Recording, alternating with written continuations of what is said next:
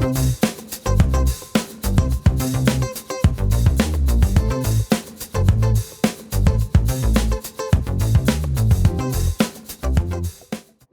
is celebrating its 25 years in India. In fact, in India, Westlife Development is the owner and operator of McDonald's restaurants in the western and southern parts of the country. Amit Jatia joins us today on Moneycontrol. He's the vice chairman of Westlife. He's here to share the company's business strategy and vision for times to come. Mr. Jatia, thank you so much for joining in. Pleasure to have you on board. It was in October 1996 that India saw its first McDonald's restaurant in Delhi, and today you're one of the largest operators in the QSR segments. As you complete 25 glorious years, a silver jubilee, tell us what has been McDonald's success menu. If I were to think about it, I think it's about taking a long-term view and focusing on what is sustainable rather than doing things just to please the markets or to please sort of everybody else. To me, for example, we were the brand that actually set up supply chain by linking all the way back to farms, got a lot of our international players to help us set up production facilities here, gave a lot of technology expertise to many of the Indian suppliers who today all become big conglomerates in their own right. So it is on the strength of the work done by us where the entire QSR industry has sped off. And this is not just to do with supply chain, it is even equipment for that matter. So whether you look at the supply chain for equipment, you look at the supply chain of service providers, you look at supply chain of anything that has to go with QSR, it was built by us. On the second front, we first got our unit economics right before we started running. So we were walking before we started running. And even today, I've seen a lot of brands that open, say 70, 80 restaurants a year, but then 5 years later, they are still at the same number as us. Because when a tough time comes, then many of these brands I've seen have had to shut down restaurants. While actually for us, it's been continuous, sustainable, and like a marathon, a sustained pace of it. So I would sort of say that that's how I see it, and that's the secret of our strength. The other big factor, of course, is our ability to indigenize the menu, make it relevant to local consumers, and secondly, to sort of stay ahead of the curve of the consumer. Like you said, the pace of store addition for McDonald's was slower compared to peers until now. So going forward, will the run rate be similar or will you be more aggressive perhaps? And what does the expansion strategy largely look like for the next 5 years odd? So I think if we were not aggressive, we wouldn't be where we are. And people from the outside don't have a full understanding of the industry. You got to recognize that the frequency of eating out is the primary driver behind which a number of restaurants are to be sort of built. Also, if you think about it, in the first 5-7 years, there were no malls, and the entire growth was linked outside of malls. So I think there are a lot of factors around growth. I think we've been amazingly aggressive. I think the fact that we have 20-year deals, we have 60 drive-thrus, even during really tough times, we rarely have shut any restaurants, clearly demonstrates that, at least in our judgment, we've done the right thing. Now, I've always believed in a building block approach. So for example, if it took us 15 years to build 100 restaurants, it took us 9 to build the next 200. Similarly, very recently we made an announcement. And when we make an announcement, it's a well-considered thought. There's a lot of data behind that as well. But essentially, we just said on the eve of our 25th anniversary that we are going to double the base of our restaurants over the next 3 to 5 years. And we are going to invest about 800 to 1,000 crores. In the past, whenever we made such statements, we've more than delivered that. And that is reflected in sort of the consistency of how the market has viewed us as well. More than half of your sales come from convenience channels, whether it's delivery, takeaways, or even drive-through. So going forward, will you be looking to grow these formats, or are large formats also part of the plan? We still believe that the way to continue to progress is being an omni-channel brand. An omni-channel brand needs the right retail presence along with presence digitally.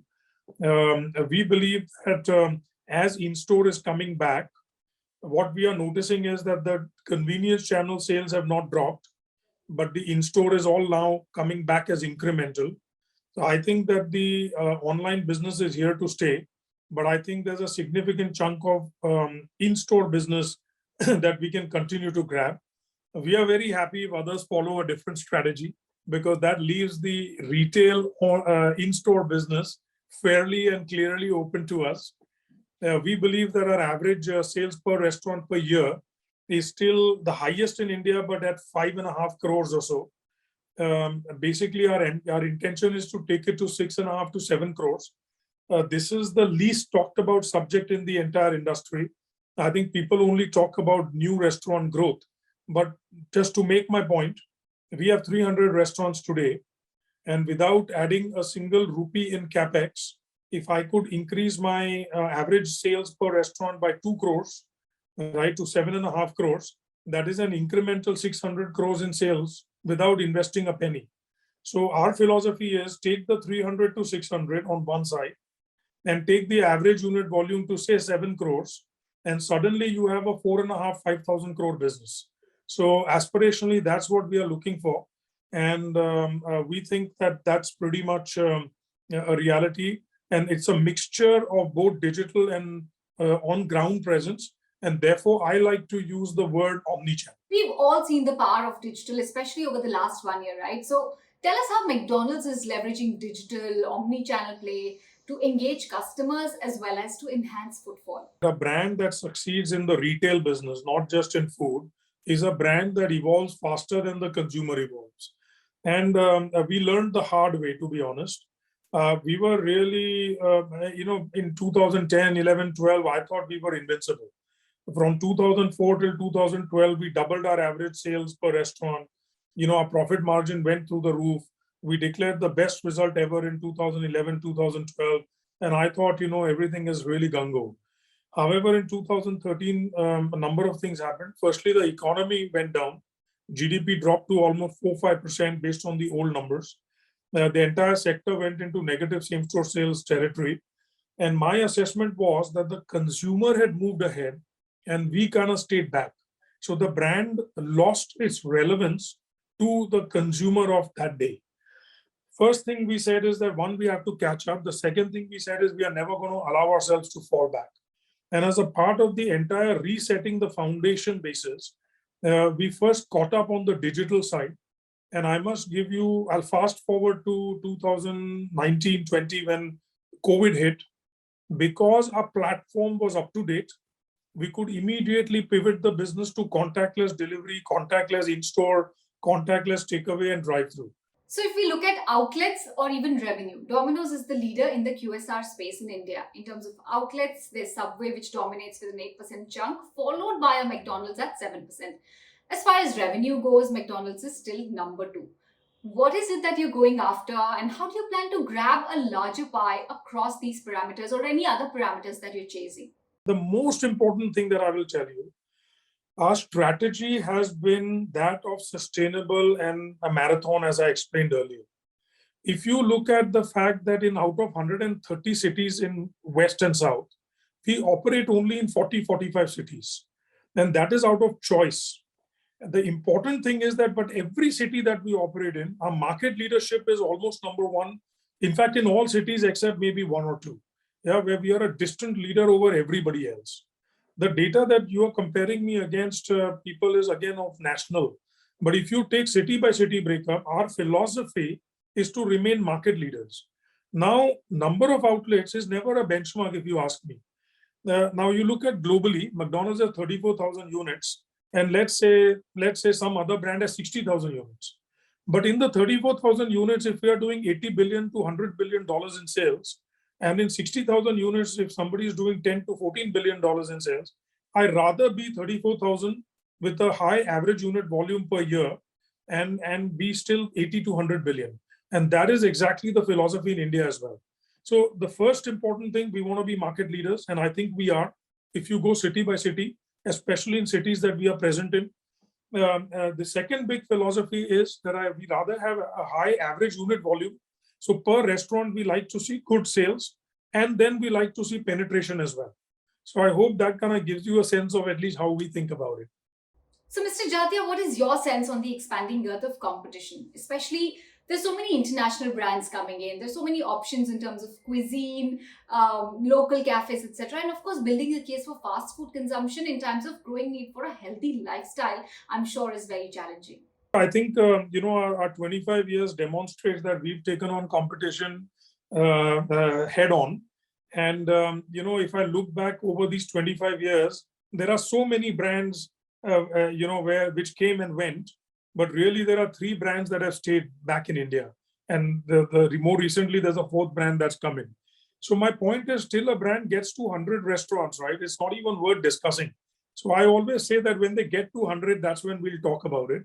I mean, there were articles that had come out in all the media when some other brands, like a Wendy's, Carl's Jr., Johnny Rocket had come to India.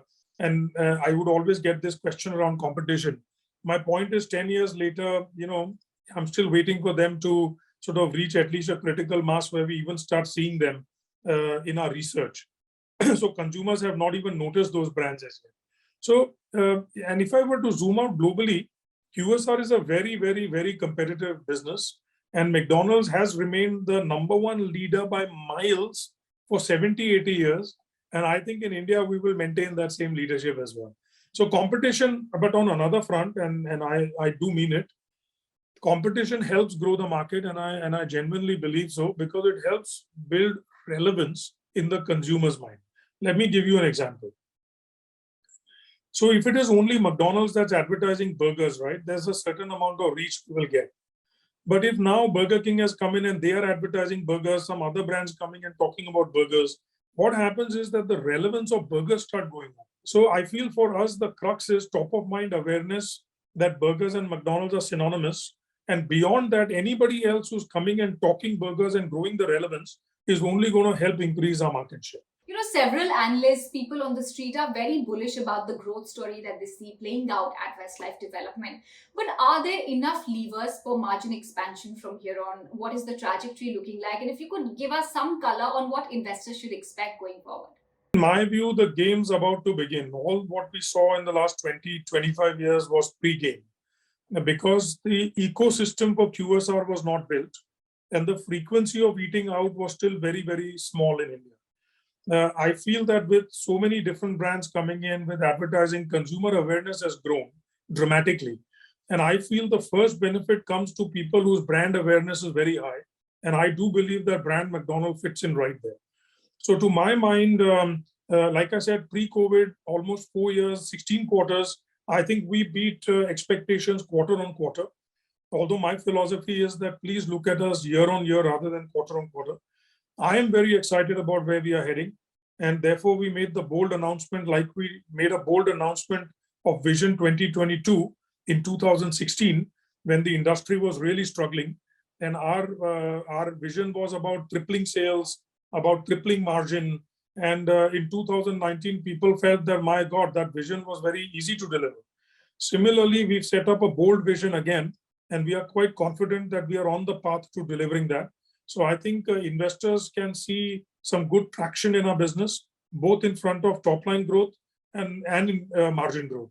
So I'm quite excited and bullish about where we are heading. And as usual, with us, it's about bigger, better, and bolder.